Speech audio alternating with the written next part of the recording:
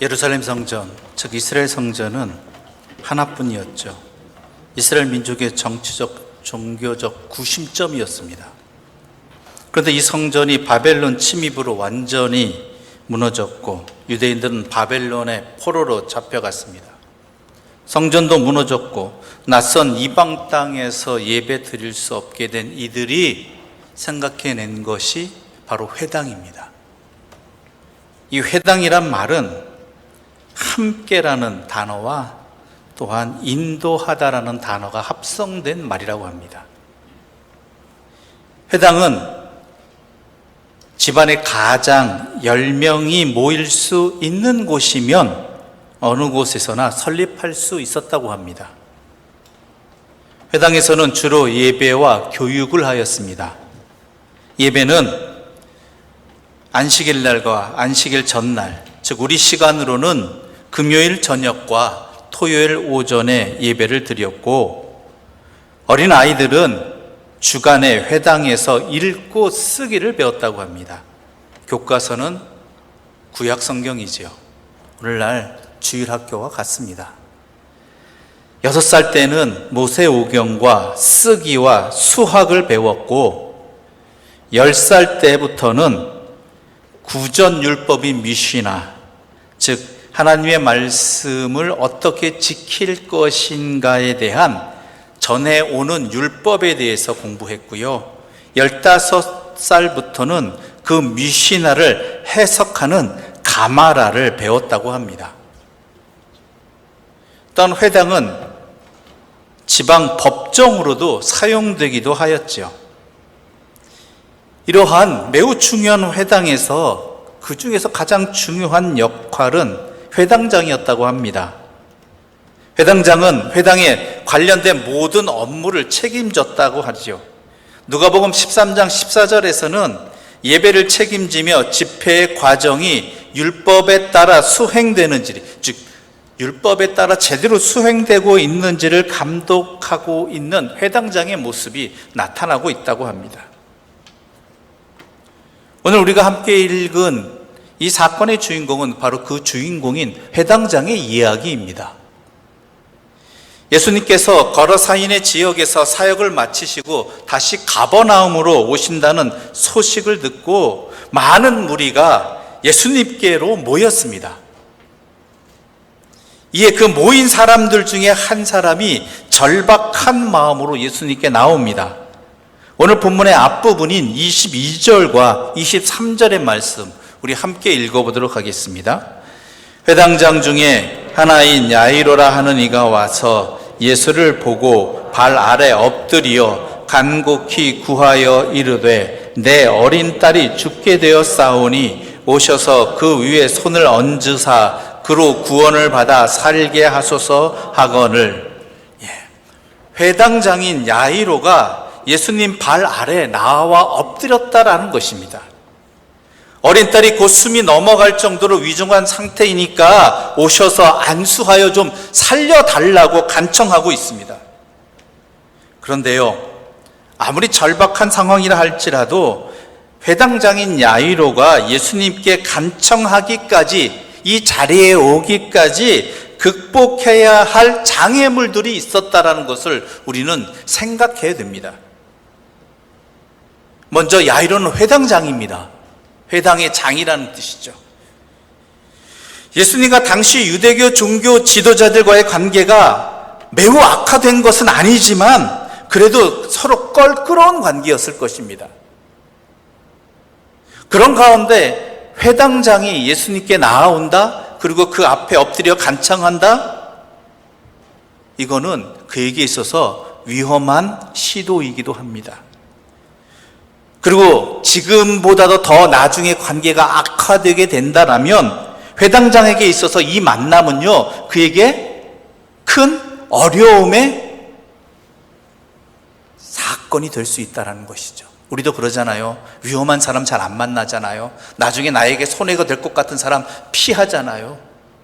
회당장에게 분명히 그럴 수 있는 사건이라는 것이죠. 후에 예수님께서 잡히셔서 재판을 받을 때 베드로가 그 재판정의 안쪽 뜰에 있었지 않습니까? 그때 사람들이 찾아와서 베드로에게 이렇게 말하죠. 당신도 저 나사렛 예수와 함께 다닌 사람 아니냐? 그래서 베드로가 뭐라고 이야기합니까? 난 모르는 이야기다. 난 그런 적 없다. 난 저 사람 모른다라고 3번씩이나 부인하였습니다. 왜요? 자기에게 손해가 되기 때문에, 어려움이 되기 때문에.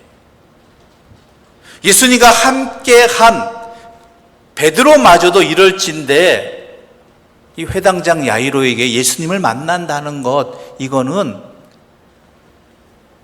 불편한 일입니다. 힘든 일입니다.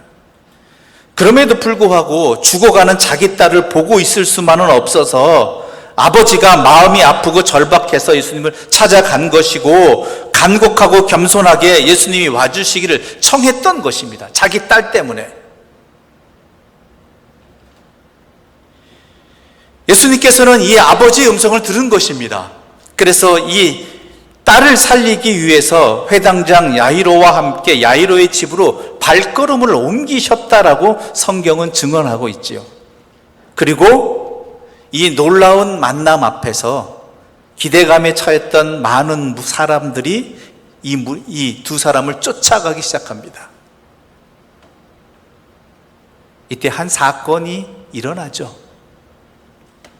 이때 12년 동안 혈루증을 앓아온 한 여자가 회당장 야이로만큼 절박한 마음으로 예수님께 접근했습니다. 혈루증 여인은 12년을 앓았다고 하는데 병은 낫지 않고 심한 괴로움만 당했습니다. 다른 복음서에 의하면 의사를 여러 사람 찾아갔지만 아무 소용이 없었다라는 것이죠. 그러므로 이 여인이 12년 동안 이 병을 앓았다는 것은 육체적 고통이 얼마나 점점 심했는지, 그렇게 12년을 살았다고 하는데 그것을 우리가 알 수 있죠. 더 이상 희망이 없어서 좌절 속에 살아가는 여인이 되고 만 것입니다. 오랜 세월 동안 병 때문에 고통받는 것도, 힘들게 살아가는 것도 고통스러웠지만요, 더 힘든 것이 뭐냐면요, 당시 혈류증은 부정한 병으로 취급받았습니다. 즉, 이 병에 걸린 이 여인은 부정한 사람입니다. 그리고 이 여인과 접촉된 그 모든 사람들과 물건들은 다 부정한 존재가 되어버립니다. 그러니 사람들을 만날 수 있겠습니까? 사람들이 만나주겠습니까? 이 여인 스스로가 사람들을 피해야 되는 세월이 12년입니다. 장장 12년. 여러분은 잘 아실 것입니다. 조금은 경험해 보셨잖아요. 코로나 때문에 우리가 밖에 못 나가고 집안에 갇혀있던 그 시간 동안 얼마나 답답했습니까? 얼마나 괴로웠습니까? 사람들과 서로 말도 주고받지 못하고 마스크를 써야만 했고, 식사 시간에도 조심해야 되고, 옆에 앞에는 칸막이가 있어야 했던 그 시간들 얼마나 힘들었습니까? 그런데 이 여인은 그 누구와도 접촉해서는 안 되고, 그 누구도 접촉하기를 꺼려하는 그러한 삶을 12년 동안이나 병든 몸으로 살았다라는 것입니다. 절망이죠. 이거는 절망. 그런데 때마침 그때 그곳으로 예수님이 지나가시는 것입니다. 이 여인은 자신의 부정함을 숨기고 몰래 주님의 옷자락을 만지고자 했고, 예수님만이 유일한 소망이기에 예수님의 옷자락에 손만 대어도 나을 수 있다라고 믿었던 것입니다. 결과는 어떻게 되었죠? 너무나 잘 아시는 이야기죠. 감사한 이야기죠. 할렐루야가 넘치는 이야기입니다. 여인은 고침을 받았습니다. 더 기쁜 것은 이 여인은 단지 병이 낫기를 원했지만 예수님께서는 이 여인의 믿음을 보시고 내 믿음이 너를 구원했으니 평안히 가라라고 말씀까지 주셨습니다. 육체적인 질병뿐만 아니라 온전한 구원의 역사를 이루어주신 것이죠. 죄로부터 구원받은 사람이 된 것입니다. 매우 행복한 일이죠. 매우 감사한 일이고 매우 기뻐할 일입니다. 모인 사람 모두가 즐거워할 일입니다. 단 한 사람 빼고요. 그 한 사람이 누구겠어요? 회당장 야이로입니다.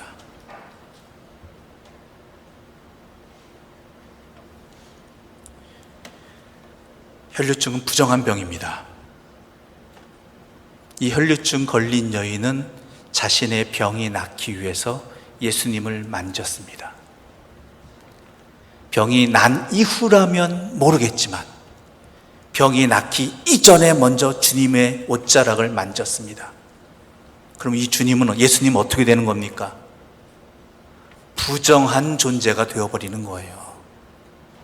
부정한 존재가. 자신의 역할이 뭐예요? 회당장입니다. 율법에 따라 살고 율법이 제대로 지켜지도록 자기 역할을 감당하는 사람이 바로 자기입니다. 예수님과의 만남이 자기에게 미래에 어떠한 부정한 영향이, 안 좋은 영향이 끼칠 것을 알면서도 자기 딸 때문에 여기까지 왔는데, 이 혈류증 여인이 낫는 그 순간 이 회당장은 절망할 수밖에 없는 것입니다. 예수님을 자기 집으로 모실 수 없는 거예요. 이미 부정한 존재가 되어버렸기 때문에. 물론 정결 예식이 있습니다. 정결 예식을 거치면 됩니다. 그러나 이 정결 예식이 시간이 걸립니다. 지금 자기 딸은 당장 죽게 되었습니다. 이럴 때 이 아버지의 마음은 어떻겠습니까? 이 야이로의 마음은 어떻겠느냐라는 것이죠.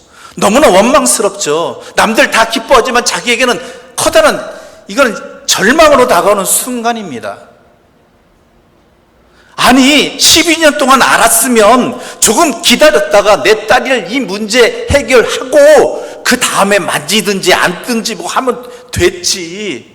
왜 저 여인이 지금 이 순간에 끼어들어서 이 모든 것이 허사가 되게 하게 하느냐라는 것이죠.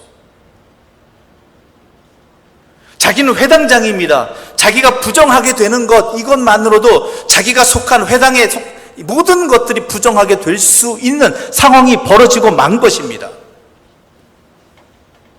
그렇잖아요. 나만 걸리면 끝이 아니에요.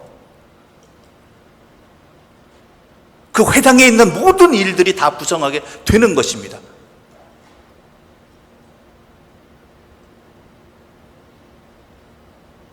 이건 절망입니다.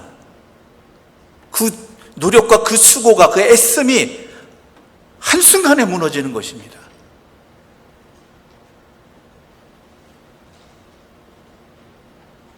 엎친 데 덮친 격으로 야이로의 집에서 사람들이 찾아와서 안타까운 소식을 전하죠. 35절 말씀 함께 읽어보겠습니다. 35절입니다. 함께 읽겠습니다. 아직 예수께서 말씀하실 때 회당장의 집에서 사람들이 와서 회당장에게 이르되 당신의 딸이 죽었나이다. 어찌하여 선생을 더 괴롭게 하나이까? 이 여인이 낳는 그 순간에 내 딸은 죽고 만 것입니다. 야이로가 예수님에게 도움을 청하러 득달같이 달려올 수밖에 없을 정도로 위독했던 그 딸이 죽고 만 것입니다. 이 아버지의 마음 어땠을까요? 혹시나 하면서 예수님에게 달려왔지만 그는 이 선택으로 말미암아 자신의 딸이 이 세상에서 마지막을 보내는 그 순간을, 딸이 죽는 순간을 놓쳐버린 아버지가 되어버린 것입니다. 그의 마음엔, 그의 심정은 어떠했을까요? 예수님은 부정한 존재가 되어버렸죠. 거기다가 자기에게 들려온 소식은 자기 딸이 죽었다라는 이야기입니다. 나는 내 딸의 죽음의 순간조차도 지켜보지 못한 이 어리석은 선택을 하는 아버지가 되어버린 것이죠.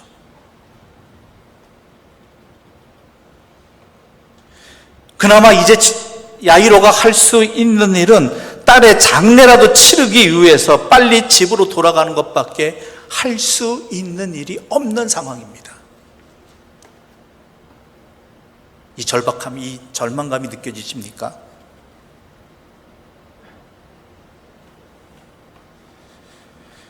그때 야이로를 향해서 예수님이 말씀하십니다. 두려워하지 말고 믿기만 하라. 두려워하지 말고 믿기만 하라.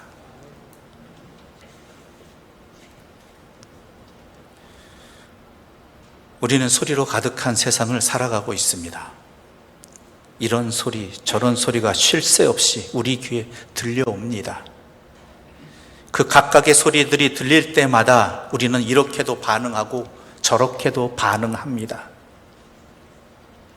이미 일어난 일을 바꿀 수 없듯이 들려오는 소리 바꿀 수 없습니다. 세상의 소리는 세상이라서 하는 소리이고 남들의 소리는 남들이라서 하는 소리입니다. 그들은 그렇게 살아왔기에 그렇게 말하는 것이고 그들은 그렇게 보이기에 그렇게 말하는 것입니다. 하지만 중요한 것은 선택입니다. 그 소리들 가운데 어떤 소리를 듣느냐 하는 것은 전적으로 우리의 몫이라는 것이죠. 모든 일에 그렇듯이 우리가 선택하는 것입니다. 어떤 소리를 흘려 들을지도 우리가 선택하는 것이고 어떤 소리를 귀담아 들을지도 우리가 선택하는 것입니다. 어떤 소리에 흔들렸다면 많은 소리들 가운데 우리가 그 소리를 선택했기 때문입니다. 어떤 소리가 위로가 되었다면 많은 소리들 가운데 우리가 그 소리를 선택했기 때문입니다. 소리의 문제가 아니라 나의 문제, 우리의 문제입니다. 우리가 그 소리를 들은 것이고 우리가 그 소리에 반응을 한 것입니다. 그날 거기서 회당장 야이로에게 일어난 일도 그러했습니다. 모두가 같은 말을 한 것 아니고 모든 소리가 그에게 길이 되고 빛이 된 것도 아니었습니다. 상황만을 보자면 대부분의 소리는 오히려 부정적이었고 절망적이었습니다. 그 소리들이 너무나 크고 강해서 다른 소리는 아예 들리지 않을 상황이었습니다. 그날 거기서 그가 보고 들은 소리는 예수님이 부정해졌다라는 것이고 딸이 죽었다라는 소리였습니다. 너무 늦었다는 소리이고 이제는 예수님이 오실 필요도 없다라는 소리였습니다. 오늘 우리도 다양한 상황과 다양한 소리들을 직면하고 듣고 있습니다. 절박한 상황 속에서 그 많은 상황들과 많은 소리들 가운데에서 주님이 보이지 않고 주님의 말씀이 들리지 않을 때가 있습니다. 도저히 회복될 수 없는 상황 가운데서 주님의 말씀인 성경을 통해서 두려워하지 말고 믿기만 하라는 그 말씀을 들었을 때 우리는 과연 그 음성에 내 삶이 반응할 수 있겠느냐라는 것이죠. 야이로와 같은 상황 속에 있을 때 그 음성이 들리겠느냐라는 것이죠. 집에 이르렀을 때는 더욱 그러했습니다. 38절부터 41절까지의 말씀 우리 한 절씩 나눠 읽어보도록 하겠습니다.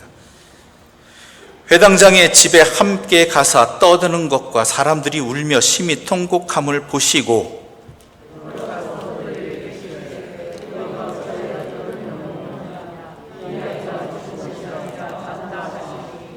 그들이 비웃더라. 예수께서 그들을 다 내보내신 후에 아이의 부모와 또 자기와 함께 한 자들을 데리시고 아이 있는 곳으로 들어가사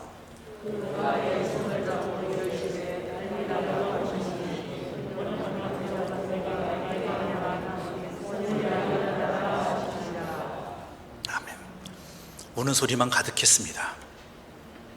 사람들은 이미 장례 준비를 하면서 애곡하기 시작했고 초상이 난 집이 그렇듯 거기를 가득 채운 소리는 슬퍼하며 시끄럽게 통곡하고 떠드는 소리들 뿐이었습니다. 다른 소리가 나올 수 없었습니다. 그런 상황에서는 누구라도 그럴 수밖에 없습니다. 그런데 예수님이 이렇게 말씀하시지요. 죽은 것이 아니라 잔다. 회당장의 집에 들어가서 아이의 죽음을 애도하는 사람들을 보시고 예수님께서 너희가 어찌하여 떠들며 우느냐, 이 아이가 죽은 것이 아니라 잔다라고 말씀하셨을 때 거기 있는 사람들은 어떻게 반응했습니까? 비웃었습니다. 왜요? 거긴 장례식장이에요. 이미 아이는 죽었습니다. 이 현실 앞에서, 이 상황 앞에서 예수님께서 죽은 것이 아니라 잔다라고 말씀하셨으니까 비웃을 수밖에 없다라는 것이죠. 그런데요, 참 희한하게도 야이로는요, 거기를 가득 채운 그 많은 소리에 흔들리지 않았다라는 것이죠. 이 눈앞에 벌어진 상황 앞에서도 그는 주님을 떠나지 않았다라는 것입니다. 두려워하지 말고 믿기만 하라는 그 주님의 음성을 그는 들었다라는 것이고, 죽은 것이 아니라 잔다라고 하는 이 주님의 음성에 그는 그 믿음으로 나아갔다라는 것이죠. 단 한 사람의 소리였습니다. 아주 작은 소리였습니다.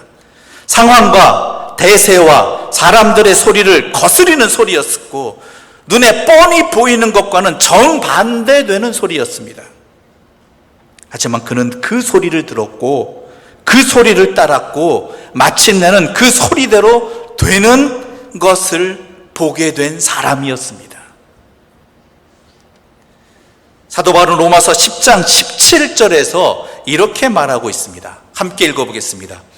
그러므로 믿음은 들음에서 나며 들음은 그리스도의 말씀으로 말미암았느니라. 아멘. 이 야이로의 선택이 그에게 구원이 되었습니다. 흘려 들을 소리를 흘려 듣고 귀담아 들을 소리를 귀담아 들음이 그와 그의 딸과 그의 가정에 생명과 평화를 가져다 주었다라는 것입니다. 큰 소리에 휩쓸리지 않는 그의 믿음이, 세상의 소리에 이끌리지 않는 그의 믿음이 그와 그의 딸과 그의 가정에 길이 되고 빛이 되고 생명이 된 것입니다. 결국에는 그렇게 되는 것입니다. 소리가 그래서 그렇게 되는 것 아니라 그 소리를 어떻게 듣느냐에 따라서 그렇게 되는 것입니다. 세상의 소리가 이기면 세상에 이끌리는 사람이 되는 것이고, 하늘의 소리가 이기면 하늘에 이끌리는 사람이 되는 것입니다. 흘려들어야 할 소리를 흘려듣지 못하고 거기에 마음을 두고 살아가면 오늘의 나는 그런 소리에 의해서 결정되는 것이고, 귀담아 들어야 할 소리, 귀담아 듣고 거기에 마음을 두고 살아갈 소리에 두고 살아간다면 내가 선택하고 반응한 대로 오늘의 나 또한 그렇게 되어지는 것입니다. 우리의 기도도 마찬가지입니다. 기도란 무엇입니까? 많은 상황들과 많은 사람들이 나와 함께 있습니다. 그런데 기도는 오직 나와 하나님과의 만남의 시간입니다. 그 이야기는 무엇입니까? 오직 하나님께만 집중한다는 것입니다. 많은 상황 속에서 오직 하나님만 바라보는 것이 기도이고, 많은 소리들 가운데 모든 것을 끊고 하나님의 소리에 귀를 기울인다는 것, 바로 그것이 기도입니다. 그 기도가 왜 중요한지 아십니까? 그 기도의 시간이 왜 우리에게 반드시 있어야 되는지 아십니까? 그 시간을 통해서 일상의 삶에서 많은 소리들과 함께 살아가면서, 많은 상황들 속에 살아가면서 주님의 음성에, 주님의 뜻에 내 눈이 뜨여지고 내 귀가 열리는 그러한 일들이 일어날 수 있기 때문입니다. 이것은 훈련 없이는 안 되는 것입니다. 그런데 그 기도마저도 주님의 음성을 듣는 것이 아니라 내 소리만 하고 세상의 소리만 이야기하고 있다라면 주어진 훈련의 기회를 너무나 안타깝게 헛송세월하는 것이죠.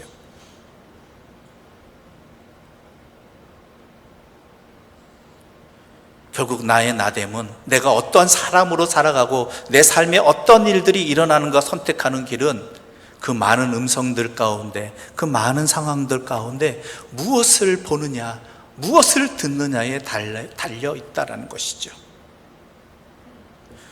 어쩔 수 없다라고 생각하지 마시기 바랍니다. 내가 저때 무슨 소리를 듣고 있는지 돌아보는 시간이 되어야 할 것입니다. 다른 소리는 없다라고 생각하지 마시기 바랍니다. 혹시 내가 다른 소리를 못 듣고 있는 것은 아닌지 돌아보아야 하는 것입니다. 언제나 그렇습니다. 선택은 우리가 하는 것입니다. 야이로는 그 절망적인 상황 앞에서 주님의 음성을 주님이 말씀하시는 것을 들었습니다. 두려워하지 말고 믿기만 하라는 주님의 음성. 중요한 것은 그것이 내 마음에 드는 소리가 아니라 주님의 음성이기에 들은 것이고, 그리고 죽은 것이 아니라 잔다라는 그 음성에 응답했을 때 그의 삶은 구원받은 자로서의 삶으로 변환되어진 것이고, 그에게는 그의 소중한 딸은 생명이 살아난 것이고, 그의 가정은 구원의 가정이 된 것입니다. 우리는 과연 어떠합니까?